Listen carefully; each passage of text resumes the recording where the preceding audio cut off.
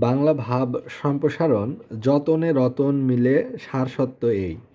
তো এই ভাব সম্প্রসারণটি পড়া হচ্ছে উচ্চতর বাংলা ব্যাকরণ ও নির্মিতি, লিখেছেন ডক্টর নিরঞ্জন অধিকারী। এখন এখানকার মূল ভাব হচ্ছে যে জীবনে প্রতিষ্ঠা লাভ করতে হলে যত্ন সহকারে পরিশ্রম করা প্রয়োজন। যত্ন বা পরিশ্রম ছাড়া কোনো কিছুই অর্জন করা যায় না, এটাই হচ্ছে মূল কথা। এখন সম্প্রসারিতভাবে বলা হচ্ছে যে আমাদের জীবন বড়ই সংগ্রাম মুখর। নিজের অস্তিত্ব টিকিয়ে রাখার জন্য এখানে আপ্রাণ চেষ্টা করতে হয়, নচেত এ পৃথিবী থেকে বিলুপ্ত হওয়ার সম্ভাবনা দেখা দেয়। বিনা পরিশ্রমে বিনা সাধনায় কোনো দেশ বা জাতি বড় হতে পারে না। অতীত ইতিহাস পর্যালোচনা করলে দেখা যায় যে সংসারে যারা যত্নবান এবং পরিশ্রমী তারাই সাফল্যের স্বর্ণশিখরে আরোহণ করেছে, তারাই স্থাপন করেছে অক্ষয় কীর্তি। এজন্য তারা সকলের কাছে শ্রদ্ধার পাত্র। যতনে রতন মিলে এ কথাটি ব্যক্তির ক্ষেত্রে যেমন সত্য, সমষ্টির ক্ষেত্রেও তেমনি।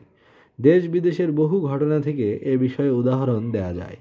পণ্ডিত Ishwarchandra Vidyasagar, president Abraham Lincoln, বৈজ্ঞানিক টমাস আলভা এডিসন, বিশ্ববিখ্যাত নাট্যকার উইলিয়াম শেক্সপিয়ার প্রমুখের জীবনী থেকে জানা যায় যে তারা ত্যাগ, তিতিক্ষা, যত্ন আর নিরলস সাধনা দ্বারাই পৃথিবীতে কীর্তিমান ব্যক্তি হিসেবে নিজেদেরকে প্রতিষ্ঠিত করে গেছেন। আন্তরিক চেষ্টা এবং নিরবচ্ছিন্ন অনুশীলন দ্বারা সাফল্য লাভ অবশ্যই সম্ভব। মানুষের জীবনে অলসতার কোনো স্থান নেই। মনে রাখতে হবে কাজই গতি। পরিশ্রম দেখে যারা নিজেদের গুটিয়ে নেয় তাদের কাছে সৌভাগ্য কখনো ধরা দেয় না। কথায় আছে, কষ্ট করলে কেষ্ট মিলে। শুধু চাইলে হবে না, চাওয়ার সাথে পরিশ্রমকেও সম্পৃক্ত করতে হবে।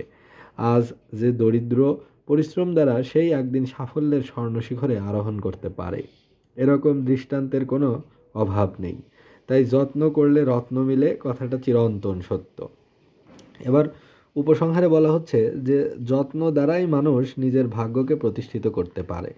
জীবনের অভীষ্ট লক্ষ্যে পৌঁছার জন্য তাই মানুষের নিরলস পরিশ্রম করা প্রয়োজন। অর্থাৎ মূল কথাটা হচ্ছে যে যতনে, অর্থাৎ যত্নে রত্ন মিলে। রত্ন মানে কি? মূল্যবান কিছু মেলে।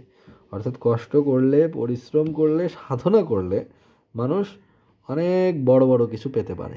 অর্থাৎ বৃহৎ কিছু, মহৎ কিছু অর্জন করা সম্ভব। কখন? যখন যত্ন এবং পরিশ্রম, আন্তরিকতা এইগুলোর সমন্বয় থাকবে, তখন মানুষ অর্জন করতে পারে বৃহৎ কিছু। তো এই ভাব সম্প্রসারণটি পড়া হলো উচ্চতর বাংলা ব্যাকরণ ও নির্মিতি, লিখেছেন ডক্টর নিরঞ্জন অধিকারী।